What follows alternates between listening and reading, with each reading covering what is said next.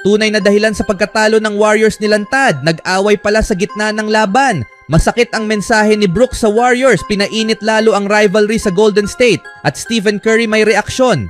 Ang Golden State Warriors ay natapos ang kanilang 15-game winning streak laban sa Houston Rockets matapos talunin ng Rockets ang Warriors sa score na 91-90 sa isang NBA Cup quarterfinals game.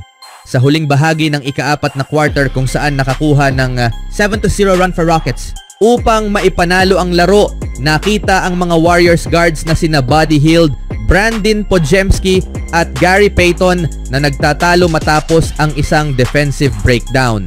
Isang masakit na pagkatalo ito para sa Warriors na nagbigay daan sa Rockets na magtala ng 7 sunod na puntos sa huling bahagi ng laro. Ang dating 6 na puntos na kalamangan ng Warriors ay nauwi sa 1 puntos na pagkatalo. Ang defensive miscommunication sa dulo ng laro ang naging dahilan ng kanilang pagkatalo, lalo na ang mga huling tres ni Jabari Smith Jr. at Fred VanVleet na nagbigay daan sa Rockets na makabawi mula sa mahinang opensa. Si Hield ay nagtala ng 15 puntos, 6 of 12 field goal, 2 steals at 3 blocks sa kabila ng pagkatalo na nagpakita ng malakas na two-way performance. Si Gary Payton, 2 of 4 field goal, ay nanatiling agresibong defender na may 4 na puntos, 7 rebounds at 2 steals habang si Brandon Podziemski sa kanyang 30 minutong paglalaro ay nagtala ng 8 puntos, 3 of 9 field goal na may 5 rebounds at 2 steals. Bagamat ang trio na ito ay nakapagtala ng 7 steals, halatang hindi sila nagkaisa sa huling bahagi ng laro. Ang Golden State ay nagtala ng 3 of 7 sa kanilang huling 10 laro at ang pagkatalong ito ay naglagay sa kanila ng 1.5 games sa likod ng number 4 seed na Dallas Mavericks. Ang Rockets sa kabilang banda ay nagtitibay ng kanilang posisyon bilang number 2 seed sa conference, kasalukuyang nakatabla ang Memphis Grizzlies sa pwestong iyon. Nakuha sana ng Warriors ang laro sa score na 90-89. Sa huling ilang segundo bago sinubukan ng Rockets na kontrolin ang loose ball na nag-udyok kay Jonathan Kuminga na subukang agawin ang bola mula kay Jalen Green. Sa halip, agresibong hinarangan ni JK si Jalen upang hindi nito maipasa ang bola, dahilan upang tawagan ng mga referees ng foul si Kuminga na nagpadala kay Jalen sa free throw line. Ang 2 free throw mula sa Rockets guard ang nagbigay ng panalo sa kanila, habang si Podziemski ay na-block sa kanyang pagtatangkang game-winning shot. Sinisi ni Warriors head coach Steve Kerr ang mga referee sa tawag na iyon na aniya ay nagdulot ng pagkatalo sa Bay Area franchise.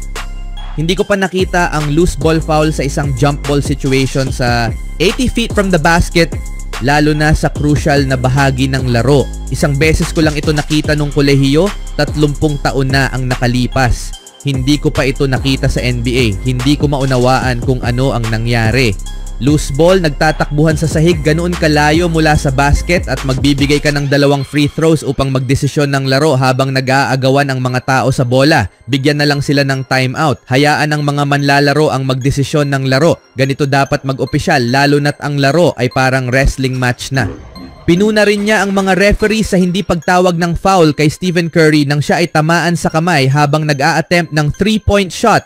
Gayunpaman, naniniwala ang mga Rockets fans na pabor sa Warriors ang officiating nang repasuhin ang isang halatang foul ni Draymond sa huling quarter imbis na bigyan ito ng flagrant 1. Kahit maraming kritisismo ang natanggap ng referees kamakailan, hindi nito binabago ang resulta ng laro.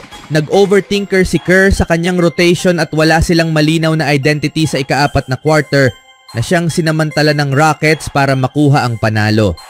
Sa panalong ito ng Houston Rockets, ang Golden State Warriors ay na-eliminate na sa Emirates NBA Cup quarterfinals sa isang kapanapanabik na laban. At isa sa mga nagpasiklab sa laro ay si Dillon Brooks gamit ang kanyang natatanging estilo. Matapos ang masikip na panalo ng Rockets, nagpakawala si Brooks ng maanghang na salita habang ini-interview si Jalen Green pagkatapos ng laro. Agad nag-viral ang komento niya na sumasalamin sa matapang at kompetitibong espiritu na dinadala ni Brooks sa Rockets ngayong season. "Send their ass back to Golden State," sabi ni Brooks. Ang effort ni Brooks ay ang tumulong na tapusin ang 15-game losing streak in history na matagal nang dinadala ng Rockets laban sa Warriors, kaya't lalong naging matamis ang panalo. Ang Rockets na may kartadang 17-8 record at kasalukuyang nakatabla sa ikalawang pwesto sa Western Conference ay patuloy na nagpapakita ng kanilang pag-usbong bilang isang malakas na puwersa. Sa kabila ng mahinang shooting performance, partikular na sa 3-point range, ang agresibong depensa ng Houston at mga clutch plays sa huling minuto ang nagbigay daan sa panalo. Nanguna si Alperen Sengun na may 26 na puntos, 11 rebound at 5 assists. Nagtala naman si Brooks ng 12 puntos, 5 rebounds, 3 assists at 2 steals na nagpakita ng kanyang kilalang energy at hustle. Nagdagdag si Jabari Smith Jr. ng 15 puntos, 7 rebounds at 2 assists, kabilang ang isang mahalagang 3-pointer sa game-ending run ng Rockets. Si Jalen Green ay nag-ambag ng 12 puntos, 4 na assists at 3 steals na nagpakita ng steady scoring at nagselyo ng panalo sa pamamagitan ng 2 clutch free throws sa huling segundo. Samantala, si Dillon Brooks ay muling nagpakita ng kanyang pagiging leader sa Rockets.